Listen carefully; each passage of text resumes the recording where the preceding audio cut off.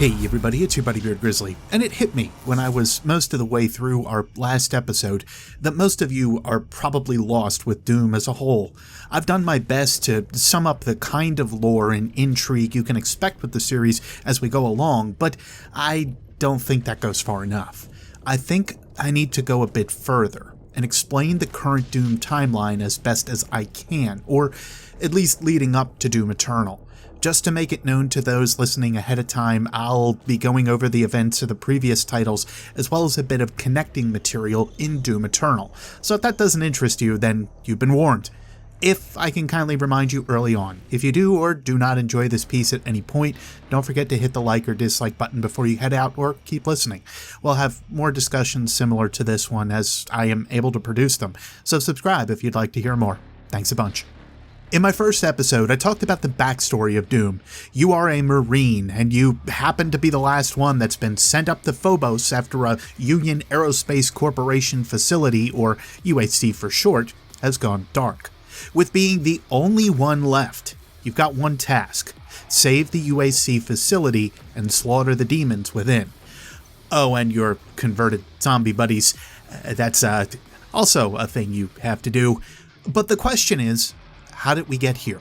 What caused the demonic hordes of hell to start finding a new home on Mars' moons? You'll notice a few distinct differences with the way Doom of the past and Doom of today is being handled.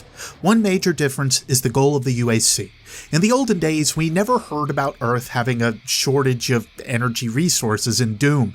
The UAC was just trying its darndest to make a warp portal of some kind to be able to transport goods, people, or other things from place to place. They started with Phobos and Deimos and just throwing a few gadgets here and there, but that's all it really came out to originally. Obviously, this could be due to a shortage of energy production on Earth, and the need to get out further and further into our system at least was to mine those resources that other planets and moons might have, to be able to help Earth and supply it. But I cannot for the life of me remember that being a focus of the UAC previously at all. Granted, that also goes along with how the title has been handled over the years. Originally, it was more just run and shoot demons, and that was it. John Carmack has gone on record to say that story is kinda just there. It has to be in a way, but the whole point of a video game is to just play it. The story really didn't matter to them originally, minus the few awful backgrounds with red text against them that made my eyes bleed because they had worse design choices than I do when making my own resources. Beard, it was the 90s. Calm down, man. The portals opening up a realm into hell was the general main focus of the games, and since opening the first one, it seems the proverbial Pandora's box was opened, and other rifts from hell into our system seemed to become more commonplace. This went on for several games: Doom, Doom 2, Final Doom, Doom 64. These original titles showed us the basis for what we have today, and again, the absurdity of the one man blamming a whole ton of demons like he does is ever present. The fact that demons just sort of popped out of the portals that UAC built in varying locations just sort of was. First it was Deimos and Phobos, then Earth itself in Doom 2. Final Doom was a mix of Jupiter and Earth with TNT evolution and the Plutonia experiment, respectively. The story was loose. There was no grand plan, minus to make some kind of badass shooting game where you could blam demons. Yeah, I think I've gotten that point across enough. Doom 64 was and has been a hotly debated point within the overall story of Doom. It seems to be the final chapter for the Doom Marine, or Doom Guy, or whatever you want to call him. Shooty Shoots McJackbutt, or Flim Taggart, if you must. That last one, though, might be a little true, but that's about as hotly debated as Doom 64's purpose in the story. It comes from the old novels of Doom, and we're unsure if the name means much anymore at all. Though the little book hint in Slayer's Room and the Fortress of Doom might give a hint that it means nothing at all anymore. Could mean he's just a fan of his book, though. But I would think he'd want to advertise that all over the place like any other writer I've ever seen in an interview. Where was I? Right, Doom 64. The story itself doesn't alter much from previous Doom games. As a result of the experiments run by the UAC from previous games, Mars was sent into quarantine via massive amounts of nuclear radiation. The plan was to just lock everything up, seal it away, files and all, just like your exploits as the Doom Marine. One way that Doom Guy got his title earlier on was thanks to the early missions being classified by EarthGov as the Doom Missions. But that's a guess. I mean, it does just happen to be the title of the game and all, after all. Since we've already established that story doesn't really matter too much to John Carmack and the previous guys, well, I think that says everything. Anyway, you're in retirement. Your status is military inactive, so you're out of whatever instances happen this time around, right? Wrong-o. After reactivation into the Marines, you're sent to Mars as the only surviving member of the Doom missions. Considering you had a load of Marines that you trained and helped within Final Doom who are now all dead, well, that's just a little depressing, I guess. Also, I'm focusing on Doom 64 so much more than the others because it seemingly ties everything together with current-day Doom. The game itself plays out as previous titles do. Lots of demons, shooty shoot the demons, go home the hero. Wait, no, that last part's wrong. This time, compared to other titles, you seal yourself away in hell. This is done after you destroy the mother of all demons, which has a kind of double meaning, in a way. This demon is the main threat in Doom 64, and while it doesn't seem to give birth to demons, it is able to revive them, giving them more strength than before. This is a different trait than observed before by any other demon previously by the UAC, but it seems we had captured this demon in previous games. Look, new games gotta happen, okay? Remember what I said. Some things just are in Doom. That the UAC and EarthGov did a lot of stuff under our noses anyway, so sky's the limit in a lot of rights. So, as I mentioned, you kind of seal yourself away in hell after taking out the mother demon. Sick and tired of the threat that the demons cause you and Earth, you figure it's a great idea to just stop whatever might rise out of hell next time, or to stop it dead in its tracks before it can even get started. Doom 64 was released March 31st, 1997. In August 2004, we had the release of Doom 3, a game that seems to have very little connection to the rest of its surrounding material, outside of the same enemies that we seem to fight, hell itself, and a few other pieces, but well, overall connection is a little loose. In fact, I would call Doom 3 more of a reboot than I would its newer line of games, starting from the new Doom in 2016. Being that I don't want to focus on Doom 3 too much, since that would cause us to be here for a very long time, I will say briefly that it felt like a title meant to restart the aspects of Doom as a whole. There are a few elements consistent with the older games, like the Marine arriving on Mars, the scientists doing portal and dimensional research, but only after finding an ancient civilization that was on Mars previously. I have to admittedly look through and over the Doom 3 logs to have some points and remember some things, but I wonder if this could be parallel to the lost city of Hebeth that we see from Doom Eternal. That would be kind of a cool connection. But I say that thanks to some connections we see from Doom 2016 and now Eternal. Before I get too off track, however, there are a few things that make a reappearance from Doom 3 in Doom 2016. The Soul Cube, originally a weapon in Doom 3, makes an appearance on Olivia Pierce's desk in Doom 2016. Olivia, if you're not familiar, was the protagonist in Doom 2016, and ultimately who we put down at the end of the game. Spoilers, I guess? The stone sarcophagus that Slayer rises from in 2016 is also seen in Doom 3. The stone tablets that are around both games look very different from each other, however, as does the sarcophagus from Doom 3 to Doom 2016. Lastly, the time periods for Doom 3 and 2016 line up almost exactly. Doom 3 takes place on November 15th and 16th of 2145. Doom 2016 takes place March or so of 2148. Now, unless they did something to rebuild everything well within 3 years, added a more breathable atmosphere to Mars, well, you can see where this is going. There is something off with Doom 3, and its purpose within the history of Doom requires a lot more to explore. In short, alternate timeline much? I guess that actually sums it up okay for now. So with that tangent in mind, Doom 2016 starts off with the following events.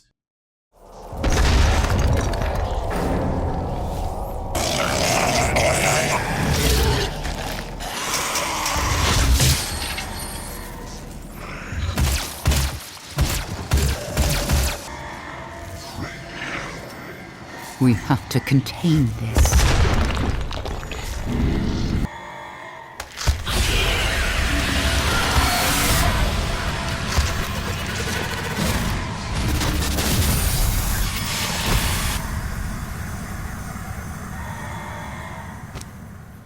The sarcophagus, a new suit of armor, back on Mars, nearly 100 years into the future, but much longer for this man, named the Slayer.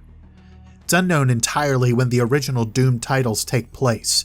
Some pieces place them in the latter 21st century, others in the 22nd. Older novels may have ended in the 25th or 26th century, but that's all speculation, and I'm trying to remember as best I can while also looking some stuff up. This is why it's a little convoluted and difficult to pinpoint exact time periods. But hear me out. I think that's exactly what the team at id is trying to flatten out now. They want to get something settled in going forward as much as possible while respecting the past as best as they can, while also being traditional crazy Doom and still not making complete sense. If Doom 3 can be thought of more as a reboot, Doom 2016 was, to me, more of a continuation or a restart of established pieces we know of. The difference is how things were handled, and this is as much a matter of perspective as it is going into one of my favorite topics, which is explaining why things aren't retroactive continuity, or retcon, as I'm seeing all over the place. What we didn't know was how the Slayer got into the sarcophagus. We didn't know why he was even in there to begin with. We didn't know if it was the old Doom guy that we saw back in the day from the old games. I mean, this new suit, the Praetor suit, is just so completely different from his old look. Minus the green, I guess that's still around. Throughout Doom 2016, we hear these testament fragments throughout the regions of Hell.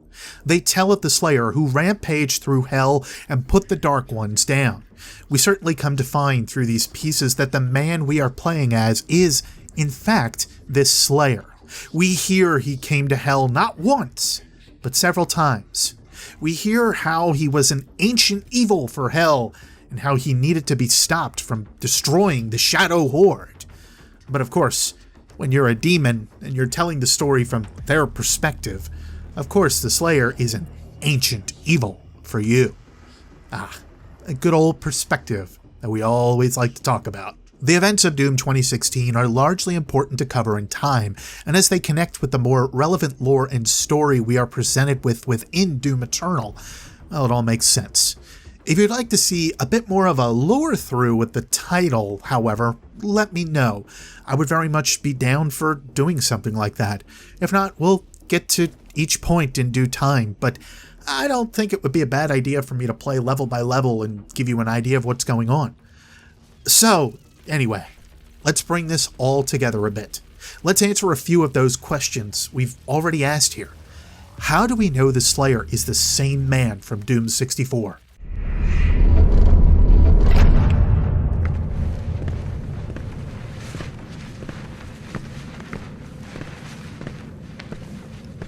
We found him in the valley, just outside the castle walls.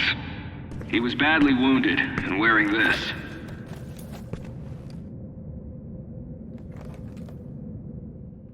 Ah, that helmet. Within the story of the Sentinels, we see a scroll of a shackled Slayer, then just the Marine. Found on Argentinor of unknown means, the Marine is taken to prove his worth in the ancient arena on Sentinel Prime. And there, the Argenta, the Knight Sentinels, the Dag Priests, the Makers, hear and join his battle cry. Rip and tear.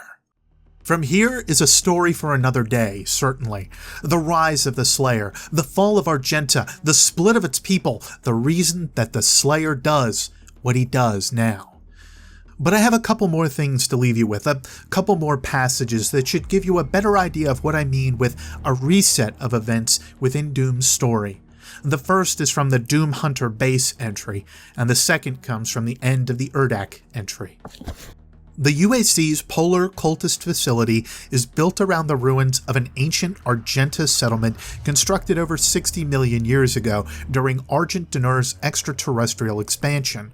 Frozen carcasses of the Agadan hunters have been located in the glacial wastes surrounding the complex, and though their DNA structure reveals them to be indigenous to Earth, there is no fossilized record of these creatures beyond the frozen territories of the Argenta settlement. Carbon dating of the remarkable, well-preserved beasts suggests they are nearly 80 million years old, predating all other known forms of complex Earth-based life. I thought you would appreciate the century I chose. The great Agadan hunters from the Telos realm, though long thought to be extinct, created to hunt only the Slayer and his Night Sentinels during the Unholy Crusades. Some improvements on their design have been made. Enjoy what is undoubtedly my finest work. Urdak itself exists in an anchor state, utilizing highly advanced dimensional shift technology to allow a static position at a sub-quantum level. This essentially inverts their position in relation to Hell. Both planes of existence are fixed outside the bounds of the known universe, a lower and higher reality. The Khan Maker oversees all within Urdak and now utilizes Argent energy to prevent the transfiguration. To sum up another couple entries without digging into them too far, the Sentinel 3 and 4 entries go over how the Argenta are able to expand outside of Argent D'Nur and reach out to other worlds and peoples. But the Slayer arrives within the next entry, but wasn't able to start helping with combat for quite some time. It's unknown how long it may have been before King Novik or members in the Night Sentinels trusted the Marine enough to let him go out for combat. But these Agadan hunters, these Doom hunters, were found and preserved for 80 million years, and they had fought the Slayer and the Night Sentinels. Can you see why I think things are more of a reset? Just how old is the Slayer? How many other universes did we save from the Maker's plans in Doom Eternal? How many more fuel the Society of Hell and its armies? Just how large are we talking here, Doom? Anyway, I've gone on a bit longer than I intended to, but I hope you guys enjoyed a little extra to work with here, to give you more of a taste of what's to come with my thoughts on this series. Doom may have started as a Marine mostly going to blast some demons back to hell, but that has most assuredly changed. But it's not lost that flair for being absurd and wonderful.